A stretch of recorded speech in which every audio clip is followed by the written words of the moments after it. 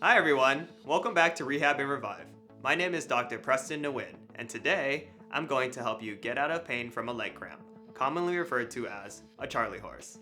But first, please spend a few seconds to like our video and subscribe to our channel. If you found this video helpful in any way, please consider hitting that thanks button and donating. Also, our team has worked hard to bring online exercise programs to you. You can find the link to our Revive at Home programs in the description box below. So, you just got an intense leg cramp and you don't know what to do. You're frozen, waiting for it to go away on its own, but it's taking so long and it's so painful. Muscle cramps occur because there's a disruption between excitatory and inhibitory input to motor neurons in the spine. The excitatory information is too strong and overwhelms the inhibitory input, leading to uncontrolled muscle contraction. There are many things that can cause muscle cramps. Sweating from sports, exercise, or physical activity can result in disturbances with water and electrolyte balance. Muscle tension imbalance, poor blood flow or restricted blood supply, nerve involvement, or abnormal spinal reflexes. So here's what to do when you're in that acute stage. So we're gonna go over seated nerve flossing. So the first things you wanna do is actually put your hands kind of at the spine, and it might feel a little tender, so you know you're in the right spot. Okay. The second thing you wanna do is you're gonna wanna slump down or hunch down, and you're gonna bring your neck down just a tad bit. Okay, from here it's gonna be important to really feel out your lower back, and as I bring up my foot, I'm going to feel where my first restriction is, or basically where I start to feel it in my back. I'm going to hold it for about 5 seconds, and then I'm going to bring my foot back down. Okay, so this is called nerve flossing. So you're essentially trying to move the nerve as it passes through muscle bellies and the holes in your spine.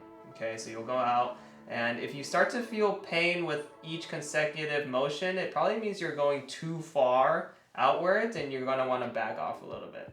So you're gonna come out, hold it for about 5 seconds, and then come back.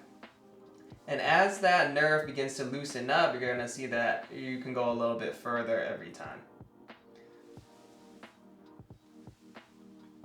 All right, and that's how we do our seated nerve flossing. All right, guys, so the next exercise we're gonna do is called a heel dig.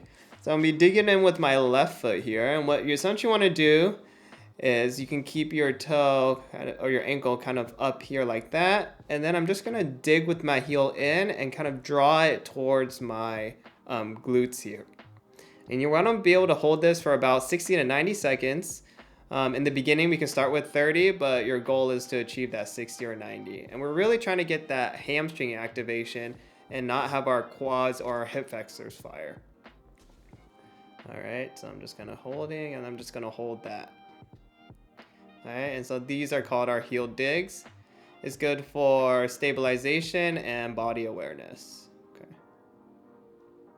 All right. All right, guys, our next exercise here is called our hip hold one. For this, we're gonna need some type of belt, okay? Essentially, what we're gonna wanna do is we're gonna keep our leg in this 90-90 position. We're gonna use this belt to give ourselves a little bit of traction or upward force. And we're just trying to keep our left leg suspended in the air and get our hamstrings to activate first here and then kind of approximate down into the glute. And your goal is to hold this as well for 60 seconds to 90. I usually like to start with 30 because it is pretty difficult. And so what people tend to do is we usually tend to activate our quads and our hip flexors to get this motion, but we really want to wait until they fatigue out and have only our hamstrings down into our glutes contracting to hold up our leg. All right. And if your leg begins to shake, that's fine. We call it shaking it out. It's the muscles fatiguing, and so that your proximal stabilizers will kick in to basically support your leg.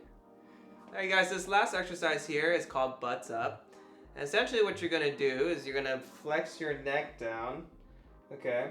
You're gonna use your hands to grab your ankles. It's really important that we keep our head basically looking down, because if we keep it up and do this exercise, you're going to cramp at your CT junction or your cervical thoracic junction, because your levator scapular muscles are gonna kick in. So it's really important that we look down at our feet and keep our head in this flexed position. Okay, next we're gonna grab our ankles here. We're gonna slide off the table, okay? And you're slowly gonna straighten out your knees until you just feel a little bit of a tension pull. You don't wanna go past this restriction, and then you're gonna back off. Okay, so we're gonna go pressure on, pressure off, Pressure on, pressure off. If you start feeling tightness or worsening pain, you're probably going too far. You're either going to stop or you don't want to kind of stand up or extend as far. Okay, and so as we go pressure on, pressure off, and I'm not feeling any increased pain, eventually I'll be able to go higher and higher, and this is essentially a standing nerve floss technique, all right, to help kind of reduce that muscle spasm. Okay, and this is how you perform our butts up exercise. I hope this video helped you and now you have some tools to get out of that acute stage of a cramp. But always remember to consult your doctor or physical therapist before you treat yourself. Let us know your thoughts on our video and leave us some love or questions in the comment box below. Please like and subscribe. We appreciate the support. I'm Dr. Nguyen, and at Rehab and Revive, we heal smarter, not harder.